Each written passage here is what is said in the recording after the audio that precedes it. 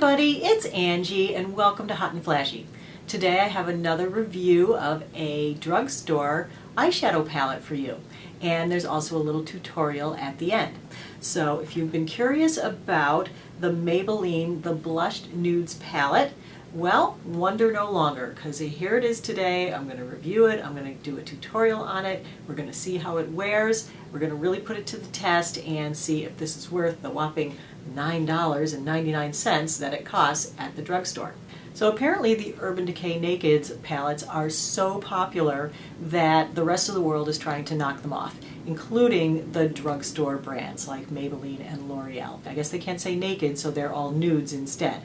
So they're all different variations on nude, and they're all trying to compete with the Urban Decay Nakeds, which is kind of great because a big naked palette retails for $53, which, you know, is kind of expensive for an eyeshadow palette. Granted, they are fabulous eyeshadows with great color payout, where this is $10 for as many shades as you get in a $53 naked palette. From a head-to-head price comparison, this is definitely a bargain. There is a sister palette to it, which is just the Nudes by Maybelline, and that is more of a warm brown palette. So first, let me go ahead and show it to you up close and show you the swatches on it. There are 12 shades in this palette, and the way that they've grouped them is really interesting. They've got quads, so it's like these four make up a quad, then the center four make up a quad, and then the last four make up a quad.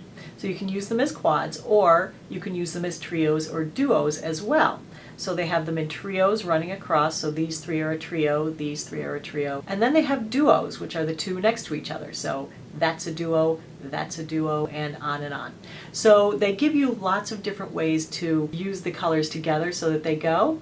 And on the back they show you a couple of different little tutorials to show you where to put the shades so that they'll work together. So I did the swatches by the quads. So the first four swatches that I'm going to show you are from this quad here. So it's more of a golden, peachy, coppery look on that one. Then the second set of swatches are from the middle four, and that's more the gray, taupey, pinky brown group. And then the third set of swatches are for the last four, which are the plums. All right, so that just shows you, kind of gives you ideas for different kind of eye looks. As far as the compact goes, it's not great for travel just because there is no mirror. But it does have this nice big window so that you can see the colors when you're at the store trying to pick it out. But when you open it up and use the shadows, they are certainly not comparable to any of the naked eyeshadows. The pigmentation is just not as good, and the quality is just not as good. They're not as creamy, they don't blend as well. It takes a lot of work to get a little bit of color. These do have a ton of fallout, they do have a ton of glitter. All that glitter kind of falls out and lands on your cheeks, and that is not a good thing, especially if you have under eye wrinkles or under eye bags. A lot of glitter under here is not good. This palette has only one matte shade in it, which is one of the big drawbacks for me, because I love matte eyeshadows, and I find that with my aging skin, matte eyeshadows love me. They seem to work a lot better. It becomes very difficult to wear anything sparkly. There's probably 3 or 4 shades in here that I would get very little use out of, but that leaves 8 that are usable for me. It's not really going to be an everyday palette for me because it doesn't have enough mattes in it, but for a special occasion I can see going to this to build up maybe a really nice coppery look, because I think that this copper down here is really beautiful for the lid. That could be really great. I would like to do a future tutorial like a coppery look with that and see if I could get enough color built up. But having said that, doing this tutorial where I was trying to get that really punch of silvery gray, I don't think it's there.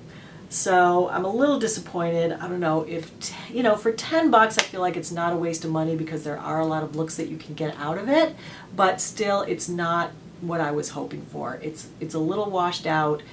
It's really not that really bright silvery gray that I wanted in there. But as far as the like darker blending tones, I think that they came out nice. I think that they blended pretty nicely. They didn't all blend away to nothing. They kind of are still there where I put them.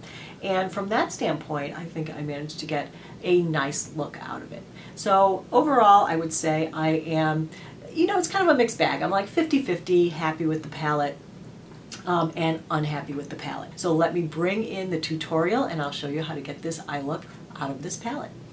Okay, let's get started with the tutorial. First product I'm going to use is my Tarte Clean Slate 360 Creaseless 12-Hour Smoothing Eyelid Primer. Just pop that on with my fingers. Alright, first I'm going to use my Beauty Junkies Pro Blending Brush, and I'm going to dip that into the third color in the palette, which is this silvery gray tone. I'm just going to pat it onto the movable part of my lid, starting at the inner corner and going all the way across to the opposite end of my eyelid. And that is below the crease, just on the movable part. Keep packing away until you get a nice coating of what looks like a silvery gray on there. Next, I'm going to use my Japanesque crease brush, and I'm going to dip this into the only matte in the entire palette, and that is this mauve matte on the top row, second from the end. And this is going to go above the crease. If your lids are very, very crepey and you get a lot of skipping, what I recommend is that you just pull your eyelid up gently and then just apply it so that you're not getting that skipping and creasing of the color. Next, I'm going to use a Sigma E45 small tapered blending brush, and I'm going to take the color right here. I'm going to apply that to the center of the movable part of my lid. So right here, the center and out to the edge. I'm not going up into the crease. And again, you really have to pack that on because these colors are very, very sheer and not pigmented. Next, I'm going to use my Beauty Junkies Pro Pencil Brush, and this pale peach color, the second one on the top row, and I'm going to do my brow highlight. Run it right beneath the eyebrow. Now I'm going to use the same brush, and I'm going to dip into this dark grayish brown here that is a shimmer to deepen up the outer corner. Run it along the outer edge of my eyelid, almost like eyeliner out there, and then up, kind of creating a little wing, and then back around into the crease. Then using my Beauty Junkies tapered blending brush, I'm just going to blend that out a little bit. Just light circular motions, blending it across. I start at the bottom, flick it up, and then bring it over. I'm just going to go ahead and pack on a little more color. So this time I'm going to use the Beauty Junkies Pro All Over Shader. This has a denser, smaller head, and I'm going to go back into that first silvery color because I feel like it's just gotten a little lost there. And then just to lighten up the inner corner, lightest shade, the white, and just take a little of that on the tip of the brush, tap it off, and taking a little more of the gray, just keep packing that on.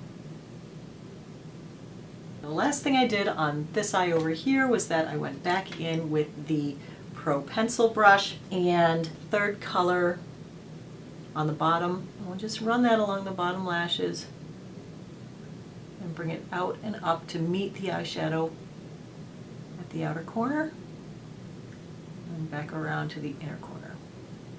Now, if you have any sparkly fallout, which you definitely should, if you just take a piece of tape, press it to your skin lightly and peel it off, all that shadow that fell out will come with it. Alright, so let's move on to the eyeliner, the Wet n Wild eyeliner pencil, and this is in silver. I just line the waterline of my lower lashes with it. It just brings a little lightness to the waterline of the lower lid.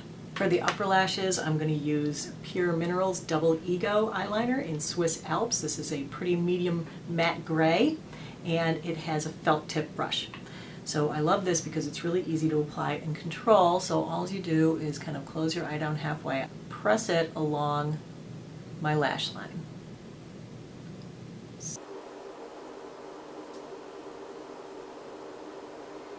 And then when you get to the outer corner, you just kind of angle the brush up and draw it back down. Thicken it up out there a little bit. I'm going to use the Lancome Seal Booster XL Mascara Enhancer. So this is like a primer that you put on. It goes on white. But I find that it really helps that Lancome mascara perform a lot better. And for the mascara, I'm using Lancome Hypnose Drama. Alright, so there's the finished look. I'm just back for a 4-hour check-in on the eyeshadow.